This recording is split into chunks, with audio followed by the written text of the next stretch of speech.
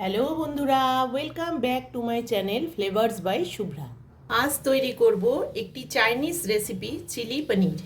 Chilli পনিরটা তৈরি করার জন্য পনিরগুলোকে এভাবে কিউব করে কেটে নিয়েছি লাল বেল পেপার, ক্যাপসিকাম, পেঁয়াজ, টমেটো, রসুন, আদা, কাঁচা লঙ্কা আর এখানে নিয়েছি আদা রসুনের পেস্ট 1 চামচ। এখন প্রথমে পনিরগুলোকে একটু মাখিয়ে নেব। দিয়ে দিচ্ছি লবণ, দিচ্ছি হলুদ, সামান্য লঙ্কার গুঁড়ো, আদা রসুনের পেস্ট আর দিচ্ছি অল্প কর্নফ্লাওয়ার। সব দিয়ে এবার পনিরগুলোকে ভালো করে মাখিয়ে নেব। এদিকে একটা বাটি নিয়ে নিয়েছি, এখানে আমি একটা মশলা বানিয়ে নেব।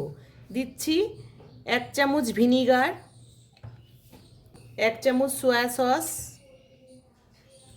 আর দিচ্ছি কিছুটা টমেটো কেচাপ।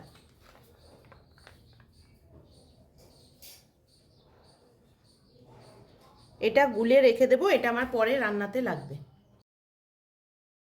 কড়াই গরম করে নিয়ে আমি দিয়ে দিচ্ছি সাদা তেল।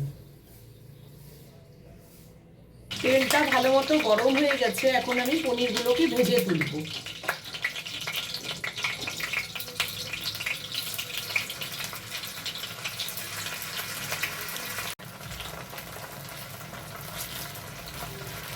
পনিরগুলো ভালো করে লাল করে ভাজা হয়ে গেছে, এবার আমি তুলে নিচ্ছি।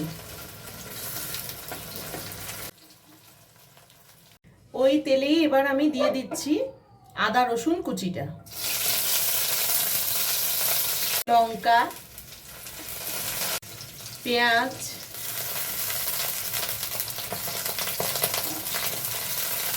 রেড বেল পেপার,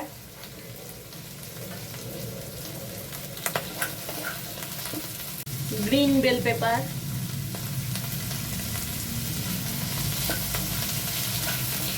এবার দিচ্ছি টমেটো। এখন দিচ্ছি লবণ। লবণটা কিন্তু একটু বুঝে দিতে হবে, যেহেতু সোয়া সসের অনেকটাই লবণ থাকে, তাই লবণটা একটু কম করে দিতে হবে। এবারে হলুদ। সমস্ত জিনিস দিয়ে ভালো করে 5 মিনিট ভেজে নিতে হবে। এবারে দিয়ে দিচ্ছি সয়া সস আর চিলি সসটা।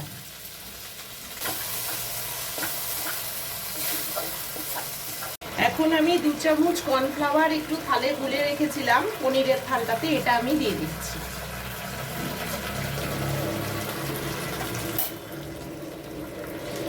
এটা একটা চাইনিজ রেসিপি, তাই 1 চামচ ভরে মিষ্টিটা দিলাম।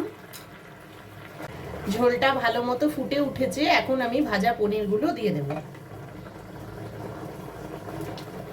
তোমাদের যদি এই চাইনিজ রেসিপিটি ভালো লেগে থাকে তাহলে ভিডিওটিকে লাইক করো, চ্যানেলটিকে সাবস্ক্রাইব করো, আর যারা ফেসবুক পেজ থেকে দেখছো তারা পেজটিকে ফলো করে দিও।